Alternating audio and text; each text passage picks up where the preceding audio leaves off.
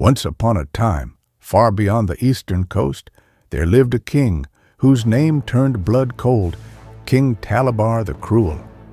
Talabar ruled with iron and fire. His throne stood high, but he built it on fear. Torture, exile, and executions were his laws. His name was not spoken, it was feared.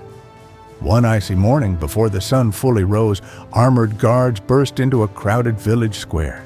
They dragged a chained young man named Kavi. Thin, weary, and bruised, Kavi was a thief, but not by nature. He stole bread to feed his sick mother and starving sister. His crime was desperation, not defiance. Before long, Kavi stood in the grand hall facing Talabar. The king descended from his throne like a shadow, wearing a robe stitched with black lion fur. "Thieves," Talabar growled, "die slowly. Hang him high for all to see." But just as the guards pulled Kavi away, he smiled. "You smile at death?" the king barked. Kavi bowed and calmly said, "Your Majesty, a magician passed through our village weeks ago. He taught me the secret to train a horse to fly. If you kill me now, that secret dies with me." Talabar, always hungry for wonder and power, leaned forward. "You can make a horse fly?" "Yes, but I need 1 year and your finest horse." The king finally nodded. "You have 1 year. If the horse doesn't fly, you and your family will die." That night, Kavi returned home. His mother dropped to her knees in tears. His little sister ran to him, and his wife, Mira, could barely speak. When he told them the deal, Mira pulled him aside and whispered, "You don't know magic. You can't make horses fly." Kavi smiled faintly. "Number, but I bought us a year to love, a year to live. Maybe the king will die, maybe the horse will die, or maybe the horse will fly." Seasons passed, snow melted, the sun returned.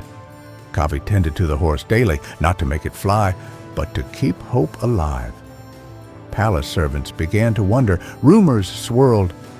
"Maybe it's true," some said. "Maybe he knows something we don't." But fear still loomed.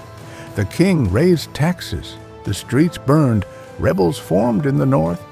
When a captain raised his sword to Mira, another guard stopped him. "That's the king's horse mage," he said with a sneer. Kavi's lie had bought them time and protection.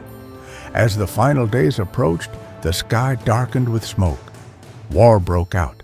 A forgotten enemy stormed the gates. Talabar was betrayed, pierced by his own commander's blade. The palace burned. The tyrant was no more. And from the dungeon walked Kavi, alive. He had not made a horse fly, but he had lived, he had loved, and he had won the most precious thing, time. Sometimes we don't need miracles, we just need time.